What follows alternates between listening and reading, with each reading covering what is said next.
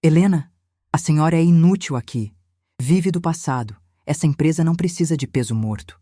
A frase saiu da boca da Vanessa como se fosse veneno, dita bem devagar, com aquele sorriso torto de quem tem prazer em humilhar. Eu senti meu corpo congelar. Minhas mãos começaram a tremer por baixo da mesa do café da manhã corporativo, ali na sala envidraçada da Duarte Móveis, numa terça-feira nublada de setembro, por volta das 9 da manhã. Eduardo, meu próprio filho, soltou um riso curto, abafado, sem sequer tentar disfarçar. O cheiro do café queimado, misturado ao perfume doce demais que ela usava, quase me deu enjoo.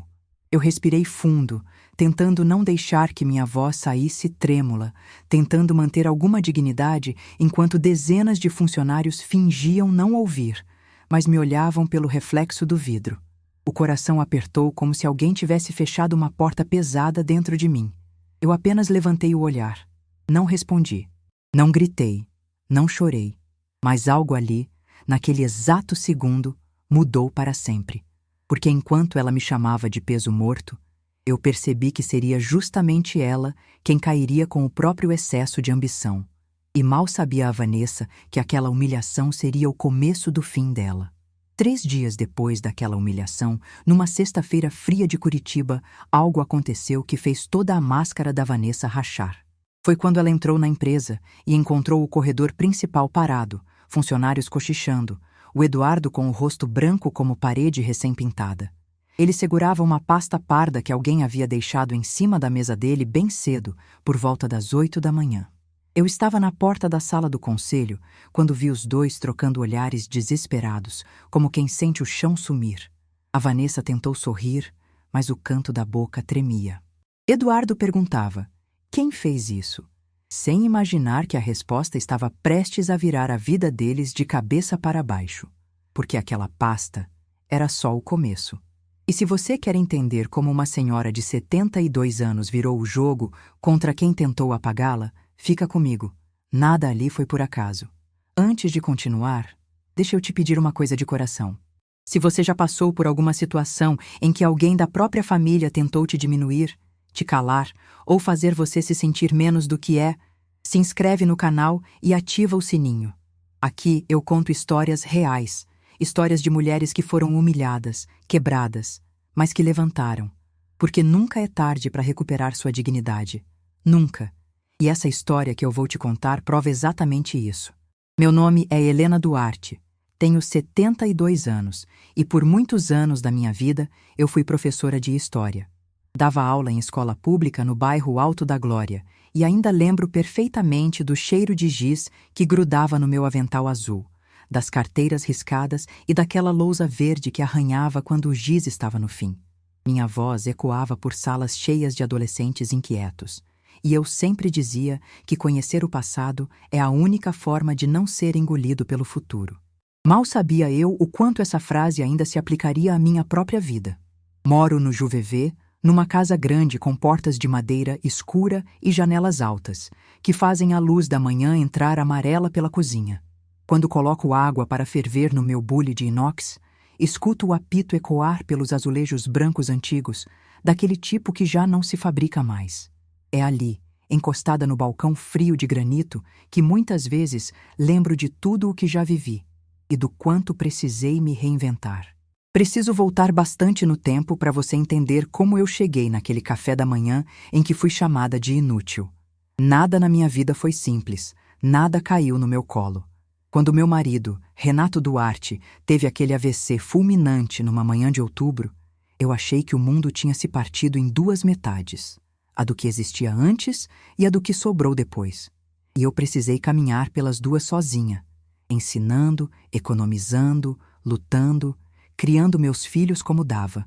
E é justamente por isso que qualquer tentativa de apagar a minha história ou o nome da minha família sempre encontrou uma mulher inteira pela frente. Uma mulher que viu muita coisa, perdeu muito, mas nunca deixou de lembrar quem ela era. E agora, é hora de você entender o resto. Eu tinha 39 anos quando o Renato morreu. Parece jovem demais para ficar viúva, né? Eu também achava. Naquele dia, uma quinta-feira gelada de outubro, Eu acordei ouvindo o vento bater nas folhas da jabuticabeira do quintal. Lembro do cheiro do pão que ele sempre requentava no forno e do barulho das chaves de metal batendo quando ele procurava a carteira. Era sempre assim. Ele saía apressado, eu reclamava que ele ia esquecer o casaco, ele ria e dizia que calor humano resolve.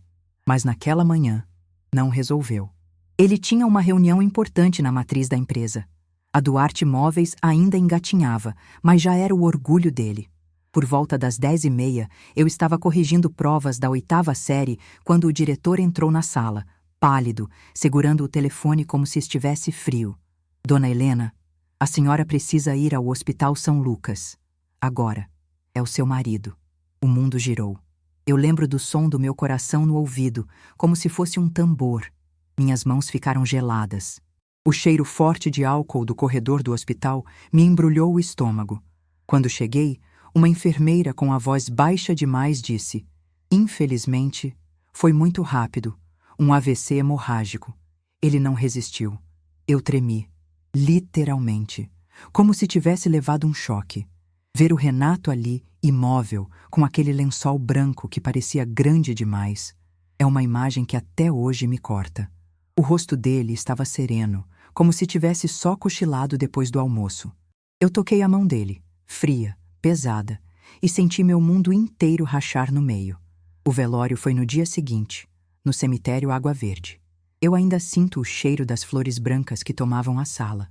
Um perfume doce e enjoativo que parecia grudar na garganta. As pessoas falavam baixo, sempre olhando para mim com aquela mistura de pena e obrigação. Eduardo tinha 21 anos na época, e meu caçula, Lucas, tinha 17. Os dois choravam como crianças. Eu tentava ser forte, mas quando fecharam o caixão, minhas pernas falharam. O som do encaixe da madeira parecia um adeus definitivo batendo no meu peito. Naquele dia, eu descobri como é sentir o próprio futuro desabar. E, ao mesmo tempo, descobri a força que a gente arranca de lugares que nunca imaginou ter. Depois que o Renato se foi, eu senti como se alguém tivesse apagado a luz da minha casa. Eu levantava todos os dias, mas era como caminhar com um peso amarrado nas costas. As contas não esperavam meu luto. Os boletos não sabiam que eu tinha virado viúva aos 39 anos. E a empresa, que ainda era pequena, se viu cheia de dívidas, empréstimos mal calculados, fornecedores impacientes. O Renato era o coração daquilo tudo. E quando ele morreu, ficou só um corpo empresarial vazio, sem direção.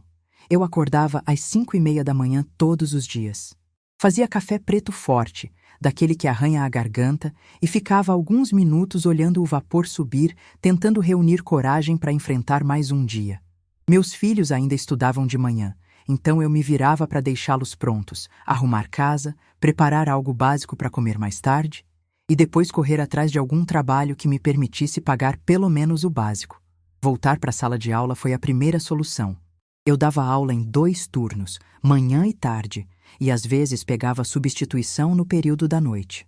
Eu costumava brincar que o cheiro de giz já fazia parte da minha pele, porque quando eu chegava em casa e tirava o uniforme, ainda saía aquela poeira branca dos bolsos. Mas a verdade é que eu chegava destruída. Meus pés latejavam, minha coluna queimava, minha cabeça parecia carregada de pedras. Eu ganhava pouco, nem 2 salários mínimos na época, e isso mal cobria mercado, contas de luz, água, transporte e as mensalidades do cursinho do Lucas. Para dar conta do resto, eu fazia o que desse. Revisava trabalhos acadêmicos à noite, bordava panos de prato para vender na feira, dava aula particular de reforço nos finais de semana. Eu dormia, quando muito, 4 horas por noite. Lembro de uma cena específica. Numa noite de terça, quase meia-noite, eu estava sentada na mesa da cozinha corrigindo provas. A lâmpada amarela piscava. O soquete estava frouxo fazia semanas, e eu tentava manter os olhos abertos. Meus dedos doíam de tanto escrever. Eduardo apareceu, com o cabelo bagunçado, e disse: "Mãe, a senhora não vai dormir?" Eu sorri cansada. "Se eu dormir agora, não pago o leite da semana que vem, meu filho. Vai descansar. Amanhã você tem aula cedo." Ele ficou parado me olhando, como se quisesse dizer alguma coisa, mas só assentiu e voltou para o quarto. Às vezes, penso que foi ali que meus filhos começaram a perceber o tamanho do meu esforço, mesmo que hoje finjam ter esquecido. Para conseguir respirar um pouco, eu vendi uma parte dos móveis antigos que o Renato tinha restaurado. Doeu. Cada peça carregava um pouco da presença dele, o cheiro de verniz, a textura da madeira lixada à mão. Mas eu precisava sobreviver, e sobrevivi.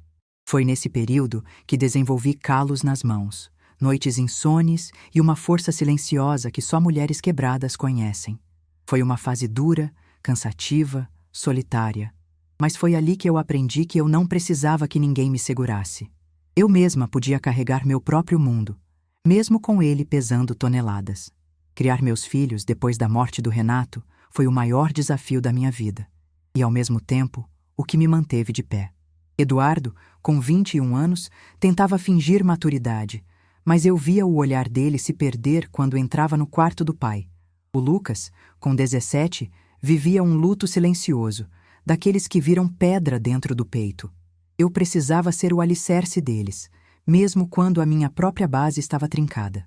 A infância e a adolescência deles tinham sido simples, mas cheias de cuidado. Eu mesma costurava o uniforme da escola, porque comprar novo era luxo. Lembro da sensação do tecido grosso azul marinho passando pelas minhas mãos enquanto eu guiava na máquina de costura da minha mãe, uma Singer antiga que fazia um barulho metálico característico, quase reconfortante. Toda vez que eu abaixava a agulha, sentia um cheiro de óleo queimado misturado com poeira. Aquele cheiro que acompanhou minha luta por anos. Eduardo sempre foi estudioso. Quando ele decidiu fazer administração, eu sabia que seria caro. A faculdade custava pouco mais de R$ 1.800 por mês, um valor impensável para quem ganhava menos de 2 salários, mas eu nunca pensei 2 vezes. Vendi o sobrado pequeno que eu tinha herdado da minha tia, lá no Boa Vista. Um imóvel simples, mas que representava segurança. Consegui R$ 450 mil na venda. E usei boa parte para quitar dívidas antigas da empresa e garantir que o Eduardo pudesse estudar. Lembro da sensação de assinar a escritura, a ponta da caneta tremendo, como se eu estivesse abrindo mão de um pedaço concreto do meu passado. Mas fiz. Fiz porque acreditava no futuro dele. E assim fui construindo meu patrimônio. Devagar, com dor, mas com honestidade. O dinheiro da venda me permitiu respirar, organizar as finanças e, pouco a pouco, reconstruir minha vida. Com o tempo, consegui comprar a casa onde moro até hoje por R$ 1.100.000, no Juvevê, uma casa que reformei inteira aos poucos. O azulejo branco da cozinha, as portas de madeira escura, a varanda onde eu penduro minhas plantas, tudo aquilo tem cheiro de conquista. Minha poupança, que levou mais de década para se formar, somava cerca de R$ 380 mil, dinheiro guardado centavo por centavo, abrindo mão de roupa, férias, descanso, tudo para dar estabilidade aos meus filhos. Eu me lembro de momentos tão simples que hoje parecem cenas de filme. Sábados à noite assistindo novela com o Eduardo, ele deitado no meu colo enquanto eu fazia cafuné. Ou o Lucas chegando correndo com uma prova dobrada no bolso dizendo: "Mãe, tirei 9, a senhora viu?" E eu guardava cada prova, cada bilhete, cada desenho. Tenho até hoje um caderno do Lucas, com a capa rasgada e manchas de canetinha, onde ele escreveu: "Eu amo minha mãe, porque ela trabalha muito." Esse caderno virou um objeto simbólico para mim. Nos dias em que eu achava que não dava conta, eu abria e relia aquelas palavras tortas, mas sinceras. Mas o tempo muda as pessoas, e às vezes muda para pior. A relação com o Eduardo foi se transformando quando ele saiu de casa aos 28 anos. Eu lembro do último café da manhã antes da mudança. Ele disse: "Mãe, é só para eu crescer, viu? Não é para me afastar." Eu sorri e respondi: "Meu filho, cresce. Cresce o quanto quiser. Só não esquece de onde veio." Mas foi justamente isso que ele fez. Logo depois que conheceu a Vanessa, uma frieza começou a ocupar espaços onde antes havia carinho. No início, eram pequenas coisas. Cancelava visitas em cima da hora, respondia mensagens com "depois a gente vê", aparecia menos nos almoços de domingo. Depois vieram as desculpas ensaiadas, os silêncios longos ao telefone, o jeito impaciente como ele falava comigo, como se qualquer frase minha fosse incômoda. Havia dias em que ele chegava em casa com um presente simples, um ramalhete de rosas ou um bombom da padaria da esquina, e dizia: "Mãe, a senhora merece o mundo."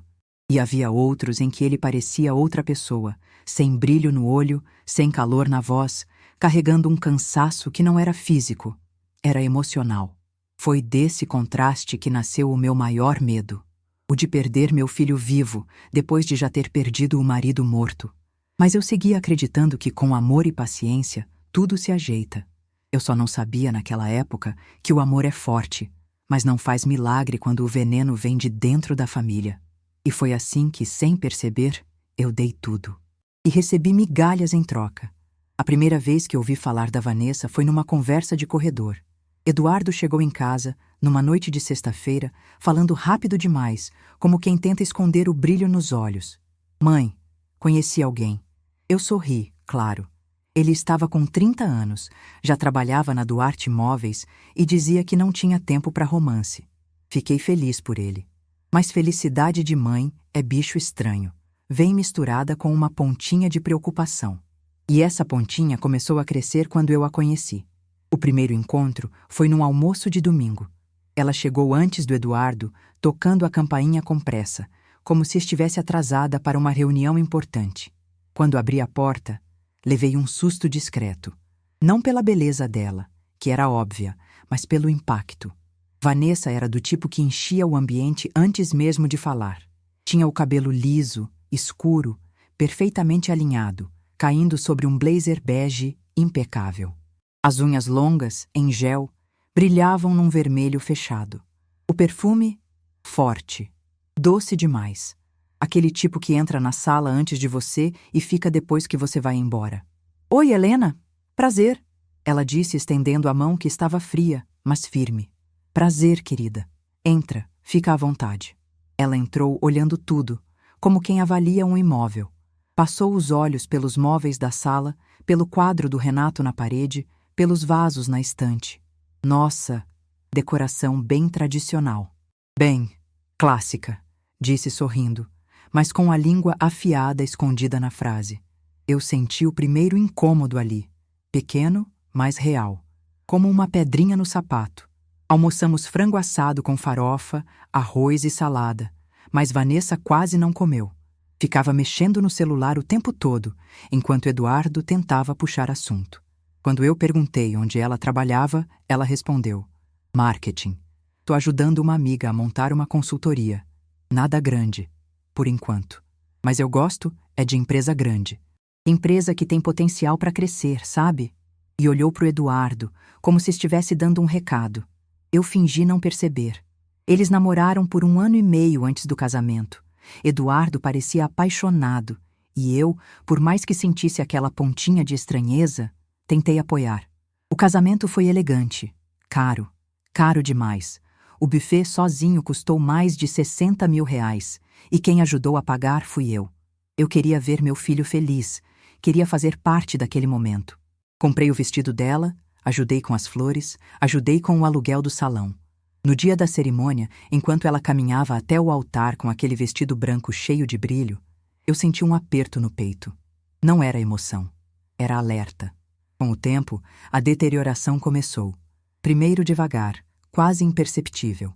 Vanessa tinha uns hábitos que eu tentava ignorar. Falava do meu jeito de vestir como se fosse antiquado. Fazia comentários sobre minha casa, meu cabelo, minhas escolhas. Falava: "A família Duarte tem potencial. Se modernizar." Eu sentia as farpas por trás de cada palavra, mas não queria problemas. Mãe sempre tenta evitar guerra, até ser obrigada a entrar nela. A primeira cena clara de desrespeito aconteceu no aniversário do Lucas. Estávamos na casa dele, cantando parabéns, quando Vanessa disse, alto o suficiente para todos ouvirem: "Nossa, que bolo simples! Helena, foi você que fez?" "Fui sim", respondi tentando manter o sorriso. "Ah, tá explicado." Riram. Inclusive, o Eduardo. O bolo pareceu amargar na minha boca.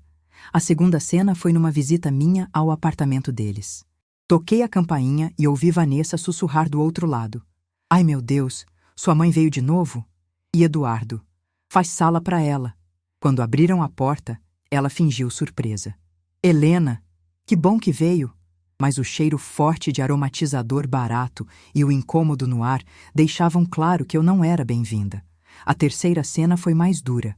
Eduardo veio me pedir um empréstimo de R$ 10.000. Então Vanessa disse: é só pra gente investir na consultoria da minha irmã. Coisa simples, mas sua participação vai ajudar muito. Participação? Como se eu fosse uma investidora boba. Eu recusei, com educação. Vanessa respondeu: nossa, que mão de vaca! O Eduardo não me defendeu. A quarta cena veio no Natal. Eu preparei a ceia inteira, como fazia desde sempre. Quando eles chegaram, Vanessa olhou a mesa e disse: coxa de peru? Ah, Eduardo, falei que tua mãe ainda vive nos anos 90. Eu senti vontade de chorar. Não chorei. A quinta cena, um dia eu liguei pro Eduardo perguntando se podia visitar meus netos. A resposta dele foi: mãe, hoje não. A van tá cansada. E ela gritou ao fundo: fala que não é pra vir sem avisar. Avisar como se eu fosse uma intrusa. A sexta cena, numa festa da empresa, eu cheguei de vestido azul claro, meu preferido. Vanessa me olhou de cima a baixo e comentou para duas funcionárias: dá até dó. Parece professora aposentada perdida. Eu era professora aposentada, mas não perdida. A sétima cena aconteceu quando fui deixar um presente para os meus netos. Vanessa abriu a porta só o suficiente para pegar a sacola. Obrigada, Helena. Mas da próxima vez pergunta antes, tá? As crianças têm rotina. E fechou a porta na minha cara. A oitava cena foi a pior antes da explosão final. Eduardo chegou na minha casa, pediu café, sentou-se e disse: mãe, a Vanessa acha que você aparece demais. E você acha? Perguntei. Ele baixou o olhar. Acho. Foi como levar um soco. Aos poucos, o Eduardo que eu criei com tanto esforço foi virando sombra dela. Ele repetia frases que não eram dele. Se afastava sem perceber. Tratava-me como uma obrigação incômoda. E a cada gesto dela, eu sentia que perdia um pedaço do meu próprio filho. Mas eu seguia acreditando que aquilo ainda podia mudar. Ainda não sabia que o pior estava por vir. E que seria justamente essa mulher quem, sem querer, despertaria a parte mais forte de mim. O dia em que tudo explodiu começou de um jeito banal, do tipo que a gente nem presta atenção. Era uma terça-feira fria, dia 12 de junho, quase 8h30 da manhã. E eu tinha ido até a Duarte Móveis levar uns documentos do arquivo histórico.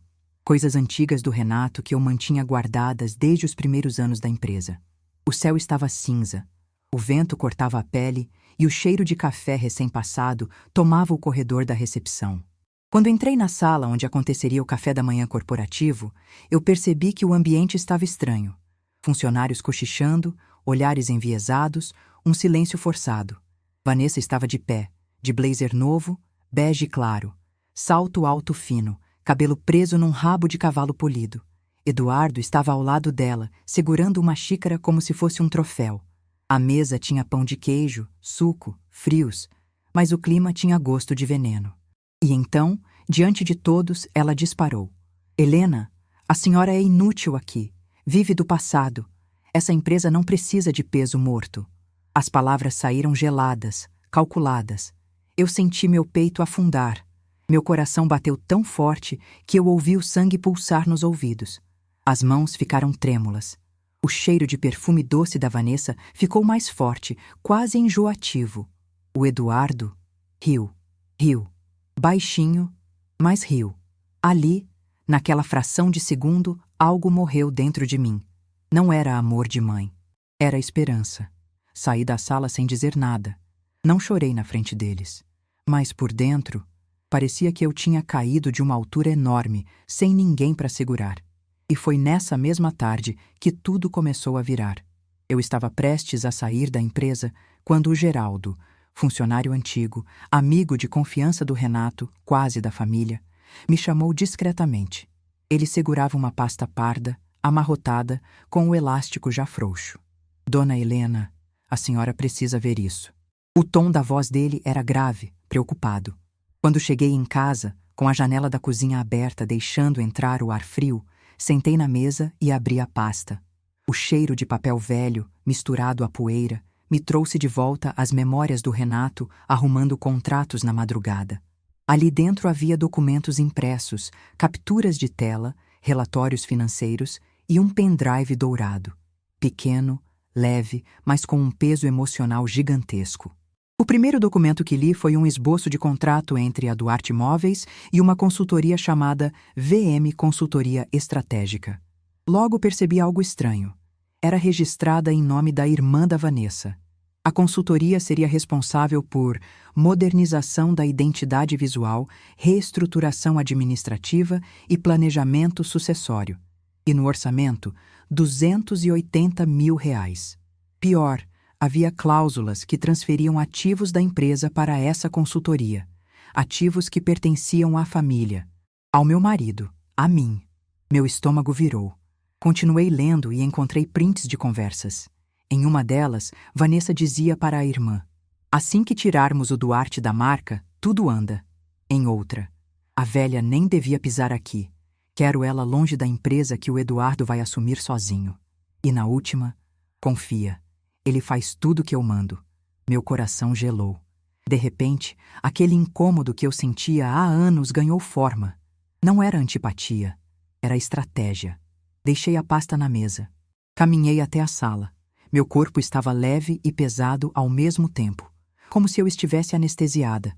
Meus dedos tremiam, meu peito ardia. A sensação era de traição misturada com clareza. A verdade, quando chega, chega sem pedir licença.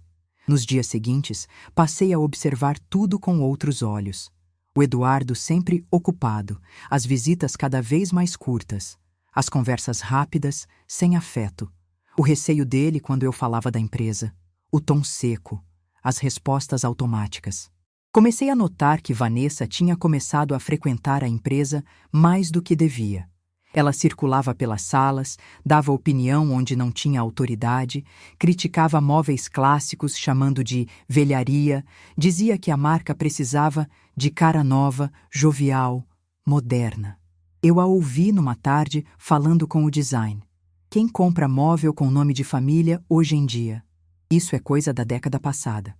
A década passada era a década em que meu marido ainda estava vivo. Meu peito queimou. Um dia, conversando com uma vizinha do segundo andar, a dona Clarice, ela soltou sem querer: Helena, a Vanessa comentou que vocês iam vender aquela casa enorme. É verdade? Vender? Quem disse isso? Ela. Disse que era melhor investir num apartamento menor, mais moderno. Meu sangue gelou.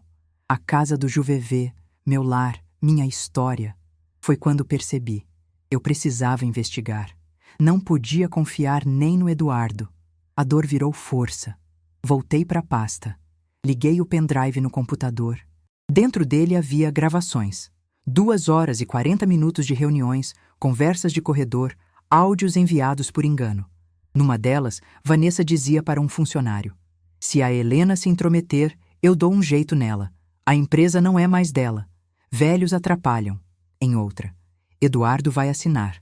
Ele não pensa 2 vezes quando eu peço. Aquela frase me cortou mais do que todas. Meu filho, manipulado. Comecei minha própria investigação. Fui até o escritório antigo do Renato, onde guardo caixas e caixas de documentos. Passei madrugada inteira lendo contratos, testamentos, recibos, revisando tudo. O relógio marcava 2h53 da manhã, quando encontrei o que mudaria tudo. O testamento empresarial que o Renato deixou anos antes, assinado, registrado em cartório e ainda válido. Nele havia uma cláusula clara.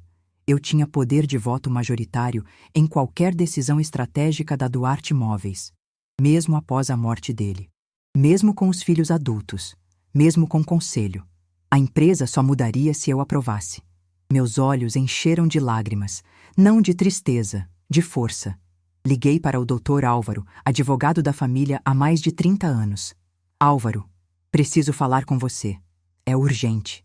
No dia seguinte, às 9 da manhã, eu estava no escritório dele. Aquele lugar com cheiro de couro, livros antigos e café fresco. Ele me recebeu com a calma de sempre, ajeitando os óculos. Helena, O que aconteceu? Coloquei a pasta sobre a mesa. Eles estão tentando tirar o nome da minha família da empresa do meu marido.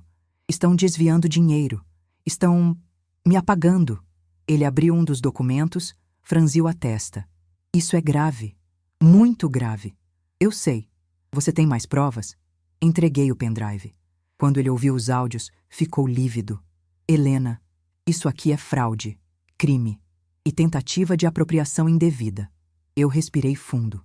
Eu não quero vingança vazia, Álvaro. Eu quero justiça. Quero recuperar o que é meu. Quero que eles aprendam que não se rouba a história. Nos dias seguintes, dormi pouco. Fiquei revisando documentos noite adentro, preparando tudo com cuidado. O som do relógio da cozinha marcando cada segundo parecia aumentar. O vento entrando pela janela fazia a casa parecer maior e mais fria. Mas eu não parei. Não podia parar. Organizei tudo em um envelope pardo grosso, etiquetado à mão com caneta azul. Dentro dele estavam o testamento do Renato Prints das conversas gravações, documentos da consultoria fantasma, notas fiscais suspeitas, relatórios adulterados, movimentações financeiras esquisitas de 40 mil, 23 mil, 5 mil para contas não identificadas. Cada prova, um golpe contra eles. Cada papel, um pedaço da minha força voltando. E em silêncio, sem que ninguém desconfiasse, comecei a planejar o dia exato em que derrubaria os dois. Vanessa achava que eu era inútil. Eduardo achava que eu era peso morto. Eles só esqueceram de um detalhe. Nada é mais perigoso do que uma mulher que foi subestimada por tempo demais. Escolhi o dia com calma. Não por medo, mas por estratégia. Marquei a reunião para uma quarta-feira, 23 de março, às 18 horas, porque sabia que a maioria dos diretores bateria ponto cedo e sairia antes do rush. Queria que o conselho estivesse ali, que as cadeiras estivessem ocupadas por gente que ainda lembrava do Renato e que a Vanessa não tivesse como virar a mesa com um sorriso. Pedi ao Dr. Álvaro que viesse às 17h30, com os documentos originais e com calma para abrir cada arquivo quando eu mostrasse. Pedi também para o Geraldo avisar discretamente alguns funcionários de confiança para estarem na sala da reunião. Testemunhas silenciosas. Naquela tarde, o céu estava limpo. A luz entrando pelas janelas da sala de reuniões parecia cortada por lâminas. O piso de tábua rangia levemente quando eu entrei, e o cheiro da madeira polida misturava-se com o perfume forte que Vanessa insistia em usar. Vesti um vestido que eu gosto, azul escuro, simples, aliás, o mesmo que usei no meu primeiro dia de aula como professora. Passei a mão no tecido, textura macia, lembrança de quem sou. Coloquei o envelope pardo no colo, a etiqueta com letra trêmula, mas firme, dizendo documentos, conselho. Levei comigo o pendrive, o caderno do Lucas, a foto do Renato emoldurada e o relógio de pulso dele dentro da bolsa. Objetos que, além de provas, eram parte da minha história. Quando cheguei, às 18h02, a sala já estava cheia. O ar parecia carregar eletricidade. O presidente do conselho, o Sr. Moreira, ajeitou os óculos e fez um gesto para que eu sentasse. Vanessa entrou 5 minutos depois, impecável, com aquele salto que faz um clique no chão, e com o sorriso de quem tem plateia.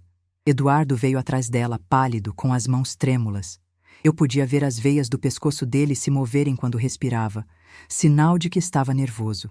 O Dr. Álvaro se sentou ao meu lado, com uma pasta de couro aberta. Ele me olhou por cima dos óculos e fez um leve aceno. Eu senti o corpo inteiro ficar mais leve. Era como se estar ali validasse todo o esforço de noites em claro. Pedi a palavra. Falei devagar, com a voz controlada, ouvindo apenas o som do meu próprio respirar e o sutil tic-tac do relógio na parede. A sala estava tão silenciosa que dava para ouvir o passarinho do jardim bater na janela. Quero que vocês me escutem até o fim. Comecei. E peço que falem depois. Eu trouxe provas. Provas que explicam por que a chamada modernização que alguns defendem não é modernização. É apropriação. Abri o envelope. O som do papel ao ser desdobrado ecoou seco.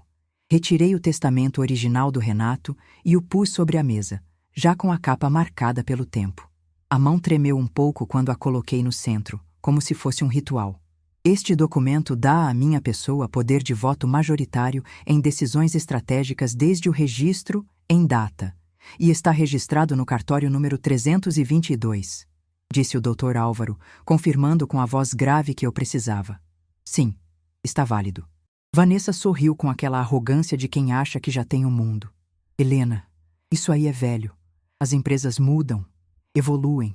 Você não pode segurar a Duarte no passado, disse com aquela fala mansa que parecia ensaiada.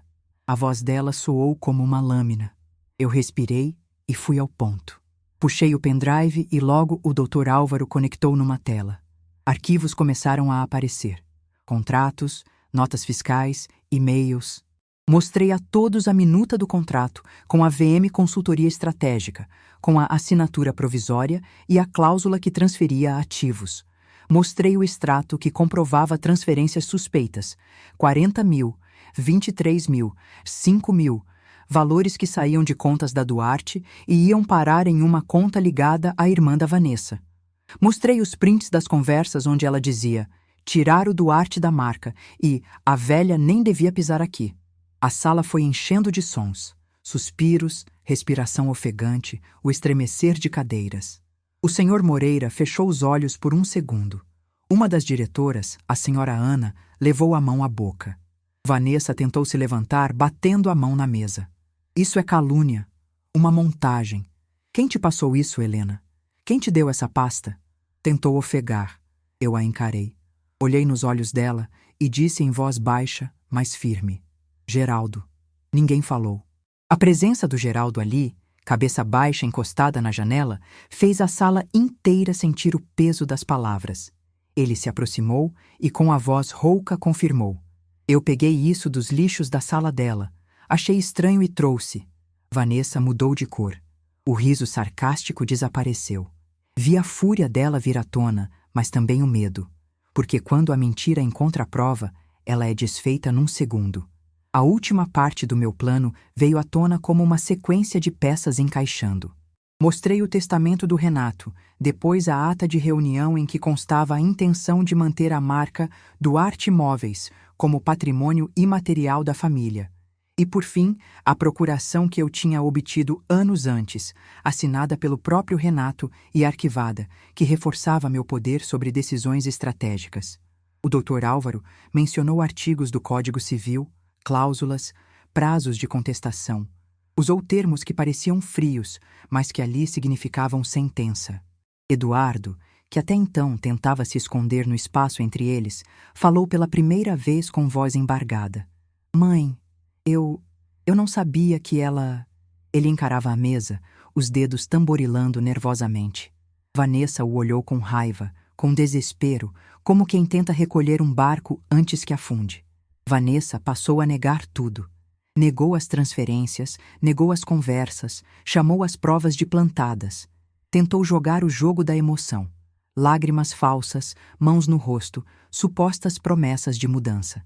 Gritou coisas, xingou até, em voz alta, tentando confundir quem assistia. Mas cada ataque dela fazia com que eu, ao invés de recuar, respirasse mais fundo. Eu abri uma foto do Renato, coloquei na frente dela. Era uma foto antiga, do primeiro escritório, ele sorrindo com a mão no ombro do jovem Eduardo. A foto tremia nas minhas mãos. Eu falei, com o corpo inteiro alerta. Você disse no áudio que queria meu lugar. Disse que a velha nem devia pisar aqui. Pausei, deixando as palavras pegarem ar. Você me chamou de inútil na frente dos funcionários. Eu vim até aqui com provas, não com ressentimento. Com provas. Houve um silêncio tão pesado que dava para ouvir as palmas das mãos suando em punhos. O relógio da parede marcou 18 horas e 47 minutos. O tic-tac parecia triturar o tempo. Então eu falei a frase que eu sabia que ecoaria. Curta, limpa como lâmina. Inútil? Inútil é quem tenta destruir o que não construiu. A frase caiu como um martelo. Vanessa tremeu. Eduardo abaixou o rosto. Alguns funcionários começaram a chorar baixinho, lembrando do Renato, lembrando do que foi construído. Minha voz, por um momento, não foi só minha. Foi a voz de todas as mulheres que ralavam, que costuravam, que vendiam panos de prato, que vendiam casas para pagar faculdade dos filhos, para segurar empresas de família. Vanessa tentou reagir. Levantou-se com um grito, bateu com as mãos na mesa. Isso é vingança! Ela quer me destruir, gente! Berrava, apontando o dedo com veneno. Silêncio! Cortou o Sr. Moreira, batendo com o martelo simbólico da presidência. E esse gesto fez eco. Vamos votar o afastamento imediato da Sra. Vanessa enquanto se apuram as irregularidades. A sala dividiu-se entre olhares coniventes e surpresos. Alguém falou em notificar o Ministério Público, outro em convocar a auditoria. O doutor Álvaro pediu calma, falou em medidas cautelares, em defesa de patrimônio, em bloqueios de contas. A voz dele era técnica, implacável. Passamos então a explicar passo a passo. Bloqueio da consultoria, suspensão de qualquer transferência, comunicação ao banco, notificação às autoridades competentes. Coloquei cada papel, cada recibo, cada captura de tela sobre a mesa como se estivesse postando cartas numa fila de justiça. Eduardo ficou em silêncio e sua postura se partiu. Houve momentos em que a voz dele saiu quase sem som. Vanessa, o que é isso? Ela o olhou com um ódio terrível. Em vez de se ajoelhar, ela arreganhou os dentes como animal ferido. Ele sempre foi meu, sempre me ouviu. Ela é uma velha que não sabe o mundo. Falou sem convencer. Mais tarde, quando a votação aconteceu, alguns conselheiros manifestaram preocupação com a imagem da empresa. Outros lembraram que a marca Duarte era um patrimônio intangível que valia décadas de reputação. A votação foi rápida.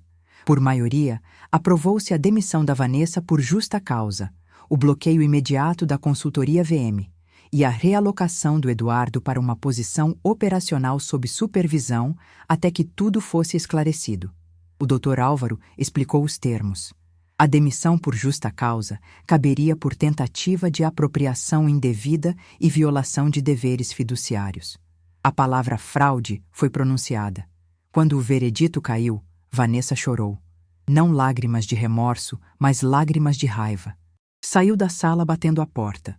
O som da batida reverberou como um golpe. Eduardo ficou. Ficou desabado, como quem perdeu o eixo. A sensação foi agridoce. Justiça servida, sim, mas por um preço que doeu. Saí da sala caminhando devagar, com o caderno do Lucas apertado na mão como se fosse um amuleto. Na recepção, encontrei o Geraldo. Ele me abraçou apertado, com a voz falhando. Dona Helena, a senhora mostrou a verdade. Senti o cheiro de café e suor do seu casaco. Senti também o cheiro da chuva que começava a cair lá fora, molhando a calçada da avenida. Naquela noite, não dormi. Pensei no barulho do relógio, no som do salto de Vanessa ecoando no corredor. Pensei no rosto pálido do Eduardo, no olhar perdido dos funcionários. Pensei no Renato e em como ele sempre me dizia para não deixar que ninguém tomasse o nosso nome. E senti, pela primeira vez em muito tempo, que estava fazendo justiça do jeito certo, com prova, com lei, com honra. A frase de empoderamento que soltei ali não foi só para Vanessa. Foi para mim. Foi para todas que escutaram uma vez que eram inúteis e continuaram. Foi para quem acha que o silêncio é o preço da paz. Eu saí daquela sala sabendo que tinha recuperado não só o controle, mas a minha dignidade. E quando, um pouco depois, o doutor Álvaro me disse que era preciso levar o caso adiante na esfera criminal, eu concordei. Não por raiva vazia, mas porque deixar impune seria um convite para que outros repetissem o crime. Justiça é um trabalho paciente, e eu estava disposta. Saí da empresa naquela noite com a foto do Renato no peito e o relógio dele no pulso. A chuva batia no capô do carro. O som das gotas misturava-se ao som do rádio antigo do meu carro, que cantava uma canção velha que me lembrava da minha mãe. Senti os sapatos molharem, a sola fazendo um som manso, e pensei, o confronto tinha sido o coração da batalha, mas a guerra exigiria paciência, tempo e mais provas. Eu estava pronta. Por uns instantes, caminhei por baixo da chuva como se lavasse não só a poeira das ruas, mas a sujeira que tentaram jogar sobre o nome Duarte. Era uma chuva pequena, miúda, mas constante, igual ao trabalho que eu vinha fazendo há décadas. Quando entrei em casa, pousei as provas na mesa da cozinha, olhei o caderno do Lucas e sorri. A sensação era de dever cumprido. O relógio do Renato marcava 21 horas e 15 minutos. Eu desliguei a luz da sala e deixei a lua entrar pela janela. Saí de lá mais inteira do que quando entrei. Não por vingança, por justiça. Não por raiva, por respeito ao que foi construído e, principalmente, por mim. As primeiras 24 horas depois do confronto foram como acordar de uma anestesia pesada. Eu ainda sentia a vibração da sala de reunião dentro de mim, as vozes tensas, o som seco das folhas sendo viradas, o eco da porta batendo quando Vanessa saiu. Parecia que eu tinha atravessado um furacão com as próprias pernas. Na manhã seguinte, acordei às 6h42, com o som insistente do celular vibrando na mesinha ao lado da cama. O nome Eduardo piscava na tela. Não atendi. 30 segundos depois, mensagem de voz. Apertei o play. Mãe, por favor, me atende. A gente precisa conversar. Não tá tudo claro pra mim ainda. Eu tô perdido. Me liga. A voz dele tremia. Mas eu precisava de distância. O amor que eu tinha pelo meu filho era gigante, mas doía demais. E ferida aberta não se encosta. Às 9 da manhã, mais 2 ligações. Às 10h15, uma mensagem curta. A Vanessa tá dizendo que vai te processar. Sorri de canto. O desespero dela era previsível. Pouco depois, recebi uma ligação do Dr. Álvaro. Helena, precisamos registrar tudo hoje. Eu estou pronta. Quando cheguei no escritório dele, senti o cheiro de café forte misturado com papel novo. As paredes eram cheias de quadros de diplomas antigos e o relógio de pêndulo fazia um som ritmado, quase hipnotizante. Sentei na cadeira de couro marrom e entreguei tudo. O envelope pardo, o pendrive, o testamento, as cópias impressas. Ele organizou os papéis com método quase cirúrgico.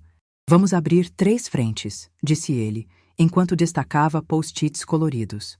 Amarelo para ações civis, azul para trabalhistas, vermelho para criminais. 3 frentes? Sim, fraude, apropriação indevida e tentativa de alteração ilegal da identidade empresarial.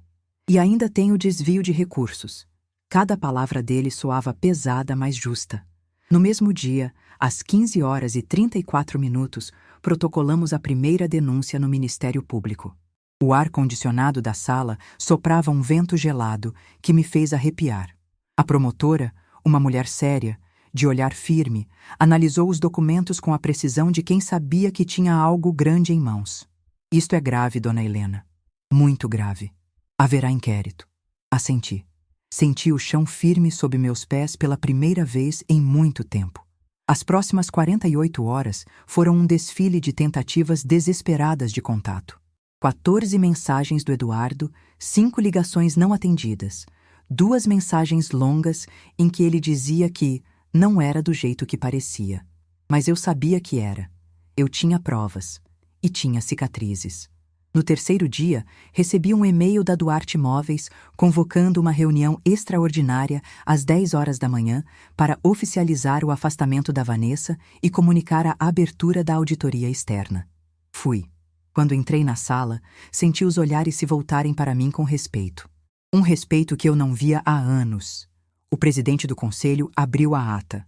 Consta decisão unânime de afastamento por justa causa da senhora Vanessa Albuquerque por tentativa de fraude administrativa. Ouvir isso foi como respirar ar puro depois de anos engolindo fumaça.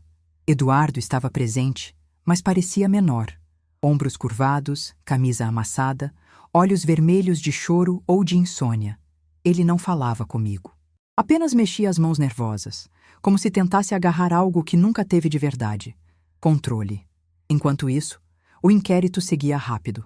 A promotora determinou a quebra de sigilo bancário da consultoria VM e em 12 dias descobriu-se movimentações de R$128 mil em menos de 3 meses. Dinheiro da Duarte. Dinheiro da nossa história. Na audiência preliminar, no Fórum Central de Curitiba, o ambiente tinha cheiro de corredor antigo, mistura de madeira envelhecida com desinfetante forte. O juiz era um homem calvo, de óculos redondos, voz firme. Vanessa entrou usando preto, com a cabeça erguida, mas os olhos inquietos. Eduardo veio atrás, sem blazer, com aparência cansada. O juiz abriu. Processo número 26847. Ré. Vanessa Albuquerque. Acusação. tentativa de fraude, apropriação indevida e manipulação de bens vinculados à empresa Duarte Móveis. O som da voz dele tinha um peso quase físico. A defesa dela tentou argumentar, dizendo que tudo era parte de uma estratégia de modernização, que eu estava emocionalmente abalada, que as provas eram interpretações distorcidas. O juiz apenas levantou uma sobrancelha e pediu provas. Quando o doutor Álvaro exibiu o pendrive, as gravações, os prints e os contratos, a sala ficou em silêncio absoluto. Vanessa começou a tremer. Eduardo escondia o rosto com a mão. Cada áudio exposto era uma facada na narrativa deles. No final da audiência, o juiz determinou bloqueio imediato da conta da VM Consultoria Devolução de 128.000 a Duarte Imóveis. Proibição de Vanessa acessar qualquer dependência da empresa. Abertura de processo criminal formal, investigação de coautoria de Eduardo, que mais tarde seria absolvido por falta de prova de intenção. Vanessa saiu chorando. Eduardo saiu sem me olhar. Com o avançar dos processos, a queda dele se tornou pública. A vizinhança comentava, ex-funcionários falavam, as redes sociais da empresa receberam mensagens de apoio à minha postura e críticas à tentativa de apagar o nome Duarte. A reputação deles despencou como um móvel mal montado. Em 3 meses, Vanessa perdeu o emprego em outra agência, onde tentava vaga, o processo seletivo para um visto empresarial, o respeito da própria família, a consultoria fantasma, que foi bloqueada judicialmente, o casamento com Eduardo, que ruiu como vidro trincado. Sim, eles se separaram, não por minha causa, mas porque a verdade estilhaça as relações construídas sobre mentira. Eduardo, sem saída, aceitou a realocação para o setor operacional. Trabalhava agora supervisionado, sem sala própria, sem ar-condicionado individual, sem o status que a Vanessa tanto desejava para ele. Demorou para ele me procurar. Quando procurou, veio humilde. Mas essa parte fica para o bloco final. Quanto a mim, a justiça começou a devolver o que era meu. Recuperamos a quantia desviada, reestabelecemos as diretrizes da empresa, reforçamos o estatuto que preservava o nome Duarte. O testamento foi atualizado com novas cláusulas de proteção. Ganhei novas garantias de voto e o reconhecimento expresso de que minha presença no conselho era obrigatória até que eu quisesse sair. Foi ali, naquele período, que senti o começo da minha cura. Comecei terapia, voltei a caminhar no passeio público nas manhãs de sábado. Passei a dormir melhor. Sono leve, mas sono. Comecei a rearrumar a casa, a mudar móveis de lugar, a acender incensos. A paz voltava devagar, como alguém que entra de mansinho depois de anos batendo na porta. A justiça não trouxe o Renato de volta, mas trouxe algo que eu nem sabia que ainda podia sentir: respeito por mim mesma. E isso, ninguém mais me tira. 1 ano depois daquela noite de confronto, minha vida parece outra. Não perfeita, não sem dores antigas, mas finalmente leve. É curioso como o tempo, quando respeitado, age como água de rio. Passa devagar, mas leva embora o que já não precisa ficar. E foi exatamente isso que aconteceu comigo. O tempo me lavou.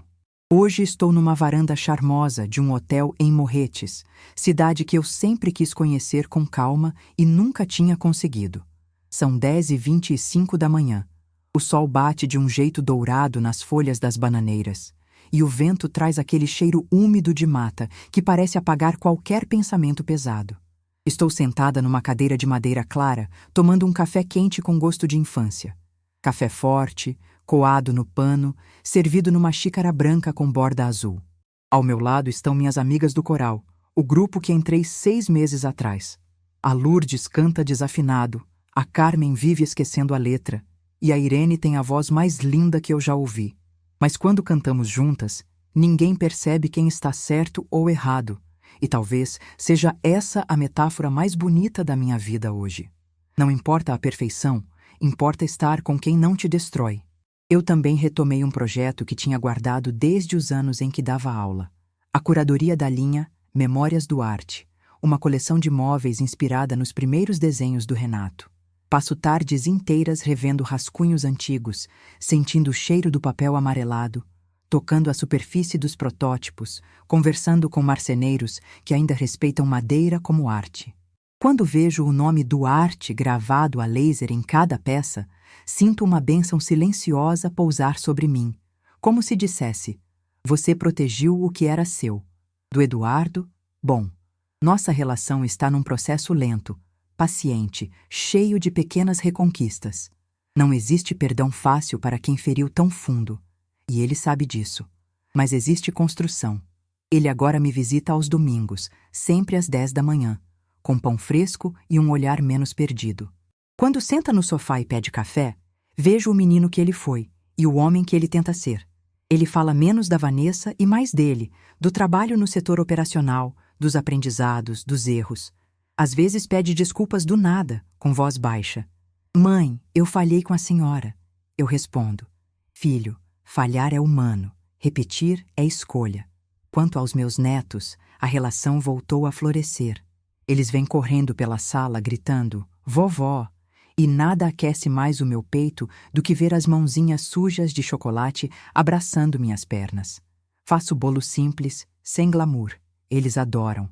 E eu guardo cada desenho que me dão, como guardava os dos meus filhos, porque mãe e avó têm uma espécie de museu emocional que ninguém entende, mas que sustenta o mundo por dentro.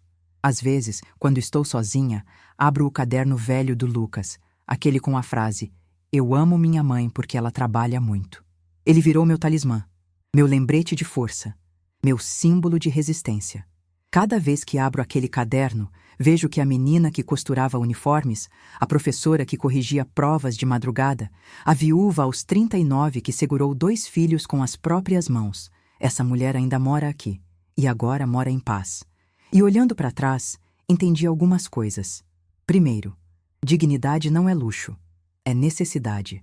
Segundo, família pode ser porto seguro ou tempestade, e quando vira tempestade, a gente aprende a remar.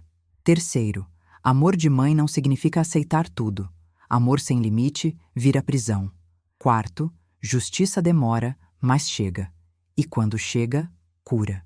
Quinto, nunca é tarde para se levantar da mesa onde você não é respeitada. Hoje eu sei que não perdoei a Vanessa, mas me liberei dela. Perdão não é esquecer. Perdão é libertar-se do veneno que o outro tentou deixar em você. E para você que está ouvindo minha história, para você que talvez esteja engolindo humilhações em silêncio, para você que sustenta filhos, família, casa, vida inteira, deixa eu te dizer uma coisa olhando no seu olho, de igual para igual. Você não existe para ser diminuída. Você não nasceu para ser sombra. E você não tem obrigação nenhuma de carregar quem te destrói. Se alguém da sua família está te tirando a paz, te manipulando, te tratando como peso morto, fica atenta aos sinais. Controle disfarçado de cuidado, humilhações em público, piadinhas que machucam, exigências exageradas, silêncio forçado, culpa jogada nas suas costas, exigência de sacrifícios que só você faz, distanciamento quando você mais precisa. Esses são os primeiros passos de um relacionamento abusivo familiar. E abusos, dentro da família, doem dobrado. Mas reação também cura dobrado. E antes de terminar, deixa eu te pedir algo. Se essa história te tocou de alguma forma, se você se viu em alguma parte dela, se você também já foi chamada de inútil, de peso morto, de ultrapassada, me conta nos comentários. Eu quero te ouvir. Quero que outras mulheres te leiam. Quero que o mundo saiba que a gente não está sozinha. E compartilha esse vídeo com alguém que precisa de coragem. Dá o like, não por mim, mas pela mensagem. E se inscreve no canal para ouvir mais histórias reais de mulheres que, como eu, decidiram não aceitar migalha de respeito. Eu termino essa história com uma frase que carrego como oração. Dignidade não tem idade. E recomeçar nunca foi questão de tempo. É questão de coragem. Um abraço forte. E lembra, você é mais forte do que imagina.